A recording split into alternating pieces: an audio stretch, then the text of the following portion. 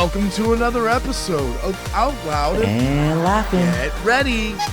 I'm Bryan. And Jon, two gay cousins having big talks and even bigger laughs. Join us. Let's see what they're up to. It's Out Loud and Laughing.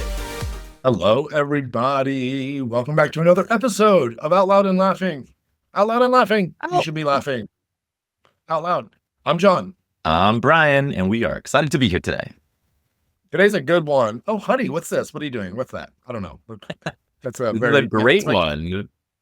That was my Karen Walker impression. Oh my goodness, that is so fun. Today we're going to deep dive into all things Will and Grace because it is what Jon and I were able to watch as children to let us see ourselves, which was actually at the time was like our only outlet, right?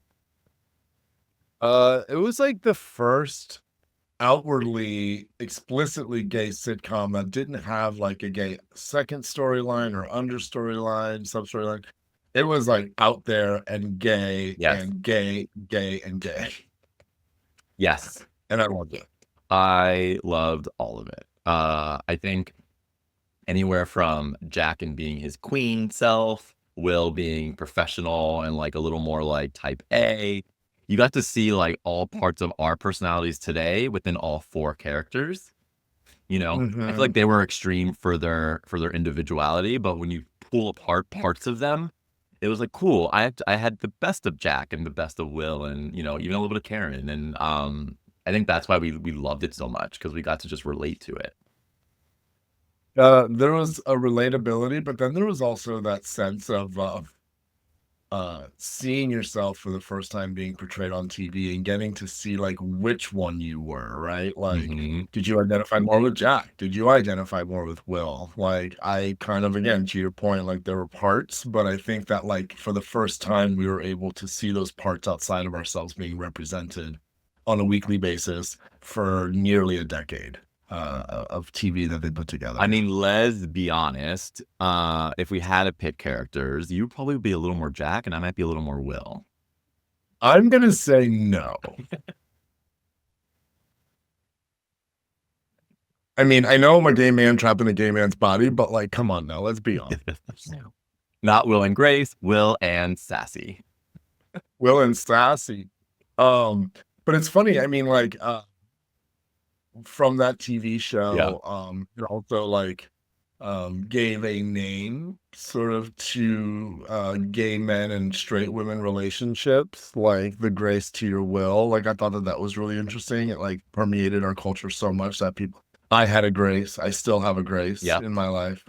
I had a few Graces, but yeah, that show, and it was hysterical to boot on top of it. Like, talking about laughing out loud, that show had me dying. Like, the things that they said, the way that they said it. One of the lines that stands out to me, this is not even one that I have in front of me. I did take notes for this episode. Yeah. But one of the ones that I didn't write down is Karen Walker talking about her conjugal visits with Stan. And anybody who didn't watch the show, like Stan was the character that you never saw. He was kind of like the Wilson from Home Improvement, or like, you know, some of these other shows where like there's a character that you just never meet. And it's true. And apparently through their descriptions of him, he's like this like 300+ pound man, and he's supposed to be really fat. And so people are like thinking like, how do you have sex with this man? And she literally says the line, and I know this verbatim, again, no notes in front of me, Bryan. Well, you're a fan. You lay on your back. You point your hair, I can't even say it right, it's so funny. You lay on your back, you point your heels to Jesus, and you think of handbags. And that line has stuck with me for so long. I don't know, that image is so funny to me, but I remember spitting water out when I heard that one. I mean, she had so many good catchphrases. I mean, obviously, she was the one that was definitely in this day and age, like an alcoholic, right? Yeah. And she probably should have quit. And that would have been a really interesting episode to see her do. But obviously that was part of her character. You know, like she would say things like, I remember, and I did do my research, so some of the things I did find, but like you say potato, I say vodka. So like little things were just like, it was so funny because she was just like, her and Jack were the extreme characters, and Will and Grace were like the grounded ones, even though we wouldn't even call them grounded because they both had their issues. But I wonder, like, it was our first big gay show that we had on like prime time. But I wonder what it did for us. And this is not so positive, but what it did for us from like a dating standpoint and stuff. Because you always realize that Karen and Grace were the ones that had the committed relationships. And Will and Jack never could get that. They always tried dating, they always failed. And it was interesting how they funny show, loved it, but how some of these I don't know, at the time, like I'm trying to get the word of like how we were perceived. They kind of did double down on some of those things instead of kind of combat them a little bit and show us in a different light. And so that was always interesting too. Now that I look back on the show, like they were never like committed, responsible, or anything. No, and what's interesting also, this is one of the notes that I took down. It's really funny that you brought it up. I thought about this too, where even when like Grace, for example, who was in and out of a few relationships, the storyline would always ladder up to whether or not they could get married, Yeah. whether or not they could have children. Whenever Will or Jack would get in a relationship, it was about attraction. It was about very surface level things. There was a group moment where Grace literally yelled to Jill, "You don't know what it's like to be single." And Will says back to her, "And I've been single for 10 years, right?" Of course, Jack chimes in with, "I've been single my whole life." And then Karen has to top it off with, "And I've been drunk since lunch, so what's your point?" Right. And so, and but you know, what an interesting thing to bring up, because how did it affect us? How did we look back on that and see how relationship was represented?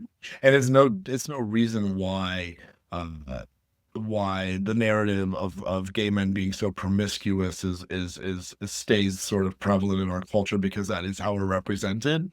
And it's sort of unfair, but I guess it might be the truth. Yeah. To some degree, because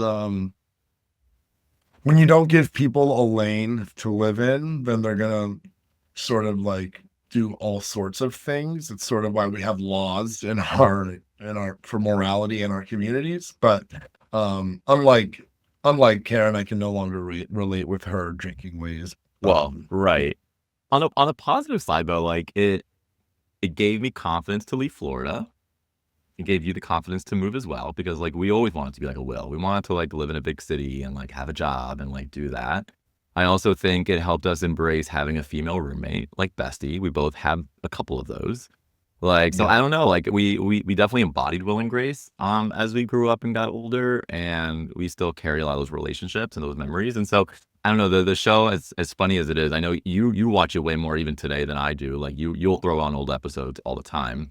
Whenever I watch it, I stop and I have to watch, because you can stop at any point on that show and laugh, you know? You can pick it up or stop at any point in that show.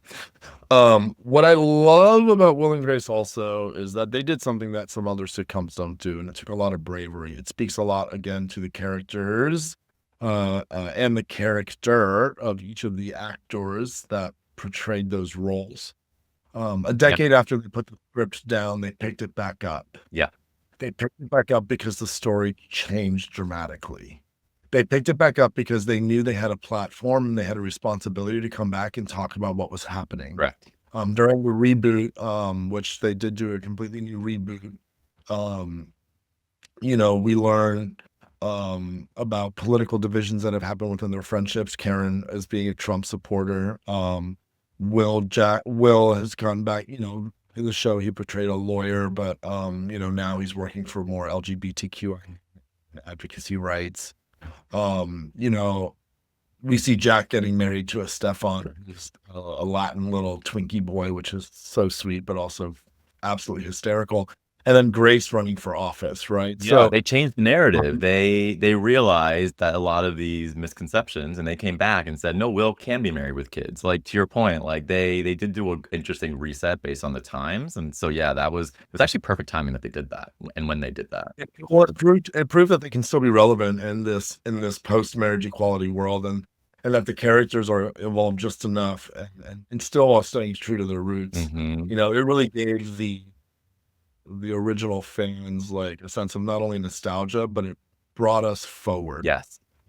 And when we watch these reboots and when we watch these narratives change and we see these characters evolve in real time, right? Like they even looked older and they picked up as if a time had passed and they told us what happened within that time.